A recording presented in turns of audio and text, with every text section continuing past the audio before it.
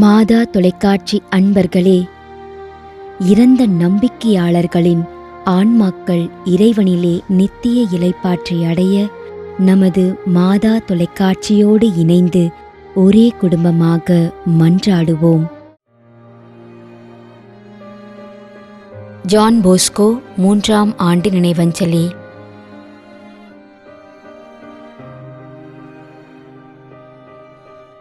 S. பெரிய நாயகம், அக்கரப்பாளையம் 30ஆம் நாள் நினைவஞ்சலி.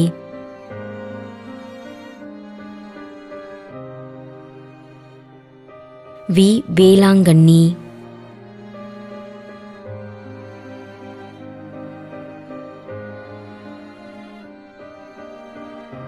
சேவியர் வில்லவராயர்.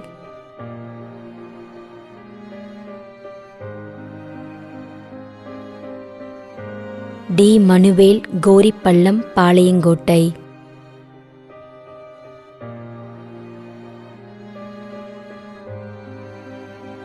திருமதி இருதயமேரி திருராயர். மேலும் யாரும் நினையாத நம்பிக்கையாளர்களின் ஆன்மாக்களுக்காகவும் மன்றாடுவோம். தந்தை, மகன், தூய ஆவியாரின் பெயராலே ஆமென். ஆண்டவருடைய பெயராலே நமக்கு உதவி உண்டு. விண்ணையும் மண்ணையும் படைத்தவர் அவரே. திருவெளிப்பாட்டு நூலிலிருந்து வாசகம். அதிகாரம் 14, இறைவார்த்தை 13. விண்ணகத்திலிருந்து ஒரு குரலை கேட்டேன். இது முதல் ஆண்டவரோடு இணைந்த நிலையில் இறப்போர் பேறு பெற்றோர் என எழுது என்று அது ஒலித்தது. அதற்கு தூய ஆவியார், ஆம், அவர்கள் தங்கள் உழைப்பிலிருந்து ஓய்வு பெறுவார்கள், ஏனெனில் அவர்களின் செயல்கள் அவர்களை பின்தொடரும் என்று கூறினார். ஆண்டவரின் அருள்வாக்கு. இறைவனுக்கு நன்றி.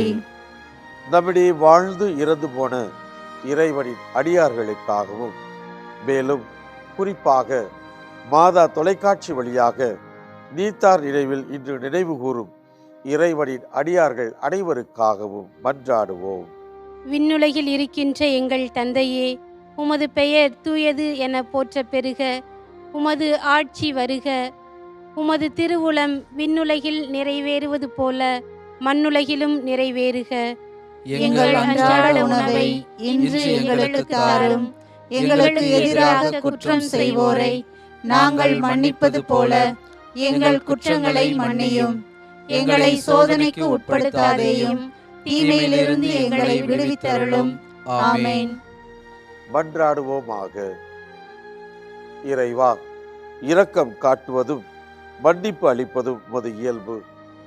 ஆகையால் உமது திருவடிகளுக்கு வந்துள்ள இன்று நாங்கள் நினைவு கூறும் ஆன்மாக்கள் மீது இரக்கம் கொண்டு அவருடைய குடும்பத்தார் மற்றும் மாதா தொலைக்காட்சி குடும்பம் செலுத்தும் ஜெபங்களை ஏற்று அவரது குற்றங்களையும் அவற்றிற்குரிய தண்டனையையும் மன்னித்து அமைதியையும் முடிவில்லா வாழ்வையும் தந்திடுமாறு எங்கள் ஆண்டவராகிய கிறிஸ்து வழியாக உம்மை மன்றாடுகிறோம்.